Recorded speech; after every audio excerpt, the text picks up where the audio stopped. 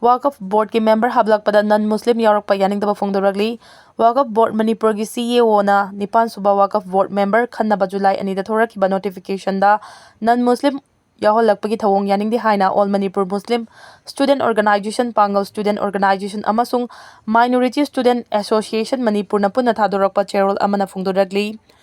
Cherol asin hai Waqf haibasi Muslim furuf ki masajid Maktab, Madrasa, Coverstan amadi Waqf property sing yengsinnaba board amani Waqf ki board member khanbada non-Muslim yausilakpana Pangal community da chayenaba ama thogale atopa community singdi religious board ta masa masagi community ki miyoi singna member oi Waqf board ki member masing suna haptaba amadi non-Muslim yaholakpagi thawong asi yaningde hiramasi ki matangda August 3 ki numit yungba matung Pung 12 tabada hata Golapati Community Hall da Pangal Community gi CSO amadi religious organization singi khananingna mifam pangthuklagani mitop khandhoklaga census tawbana chumgani India government alaiba sigi census 2027 pangthuklagani haina lauthorakpada census ase ahanbada mitop hana khandhoklaba matungda mikok thibagi thaba asi tawbana chumgani haina kholaw lakpa hore kholaw ase Manipur lengak paibiriba MLA minister pumnamakna tabifam thoi census pangthokna balauthorpa sida campaign for just and fair delimitation JFD na Manipur gi oina mitop hana khandok tringaida census pangthok piganu haiba khongjang changsinduna lakpagi makha tarakpada JFD na makhoi gi demand sing asi MLA sing minister sing unaduna taksinna bahonabada ahanba maktada Home Minister Govindas Konthok jamga unanaba honabada unaba phangkidaba asi laibak thibani Home Minister Govindas Konthok jamna masagi achinba leirabadi mangjongna pau phongnaduna matam ama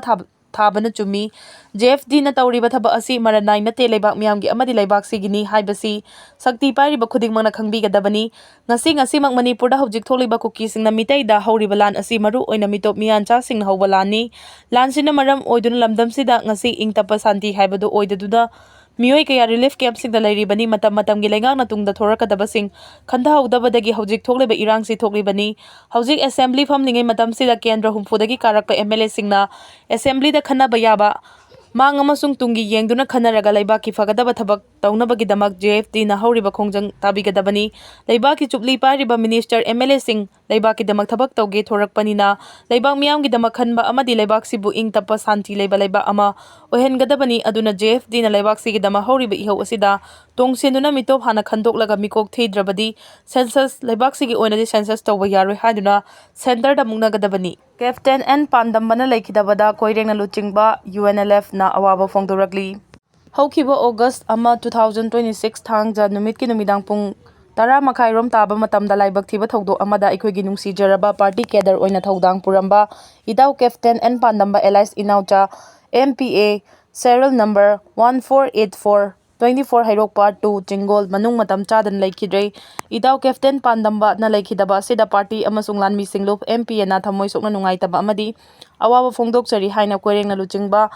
UNLF ki Secretary of Publicity Central Committee M Sakhen na khuyek piduna thadorakpa Cherol amada phongdoragli Cherol sina makha tarduna Captain Ningthaujam Inaucha Elias Pandamba Elias Palar ing kumja 1986 July 20 Taragamapan na Ningthaujam Subon amadi Ningthaujam Ongbi Mulaima Hirok Part 2 Chingolgi anisuba mapari oina taibangda khongdaraki maki machin manau manga nupa ahum nupi anini Chingdongpok High School da class 8 fawbatamki Captain Pandamba Elias Inaucha naha oiringaidagi maraipak mafurupu nungsijaba miyoi ama oina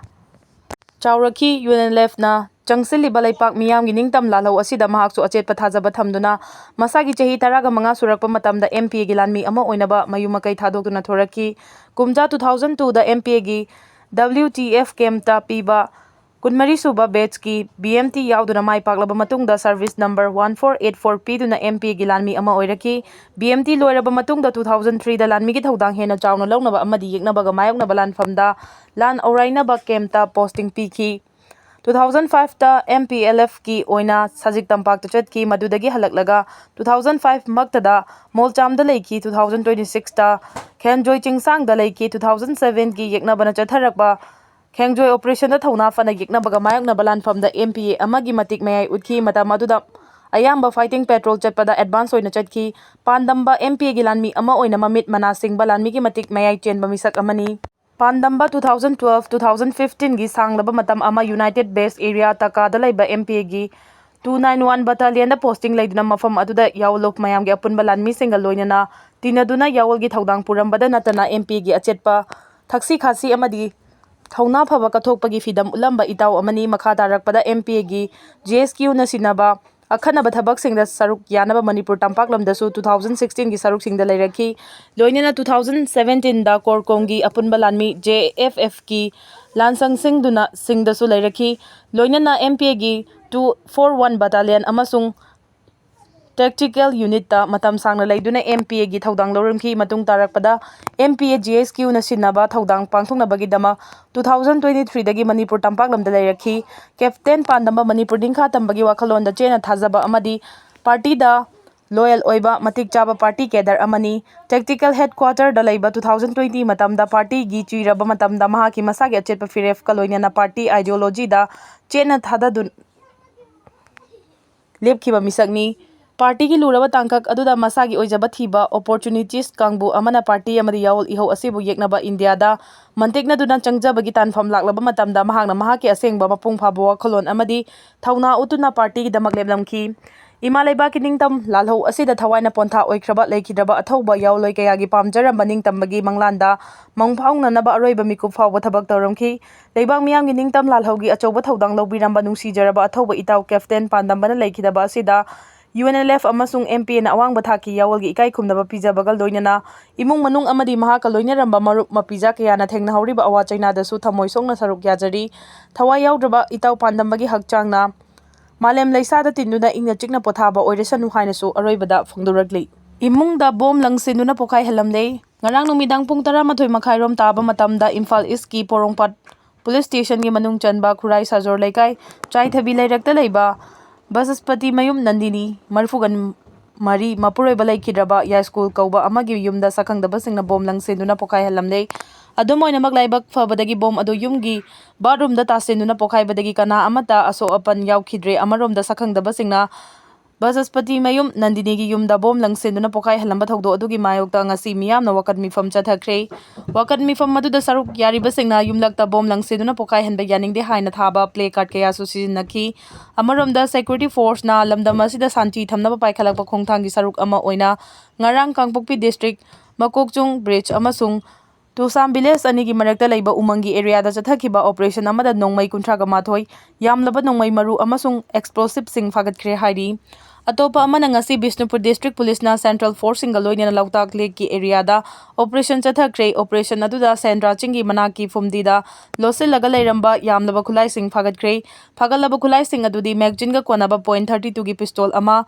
SBBL gun ama .22 gi ball action rifle ama magazine ga konaba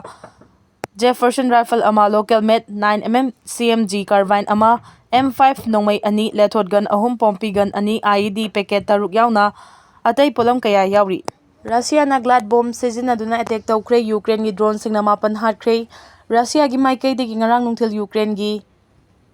Zaporizhzhiada glide bomb Sijannaduna chatharakiba attack aduda miyoi ama sikhibaga loinana 38 aso panangkre amarom da Russia gi Krasnodar region gi manung chana laiba Black Sea samudra khongbag ya pikpa town Arkipo Osipoka da Ukraine drone Sijannaduna chathakiba attack amada miyoi taruk siankhre ngarang nungthil Russia gi maikai de achauba plem Sijannaduna mapanga leiraba glide bomb nipan pung ama makhairom gi manungda Zaporizhzhiada leiba micham taba district singda attack chathakibani thaudo aduda masagi chahi 33 suraba nupi ama sikhi amasung chahi 13 tangai binupi macha ama yauna miyoi 38 aso panangki glad bomb aduna city adugi district mari da leiba apartment building kaya kayatoi nanghanki haina mafam adugi regional chief foiriba Ivan Fedorov na phongduragli Moscow gi lanmi singna Zaporizhzhia gi nuclear power plant khudum chankrabani loinana mafam adugi atop mafam kaya so makhoina loksinba ngamlaga konung oiriba city adubudi Ukraine ngak senuna leiri amarom da Ukraine na Russia gi Krasnodar region da chathakiba drone attack aduda Russia gi defense system na thugaikiba drone sing adugi machet kaya tasilaktuna miyoi taruk sibaga loinana atopa nifu amana so panangki haina mafam adugi governor Benyamin Kondrayev na phongduragli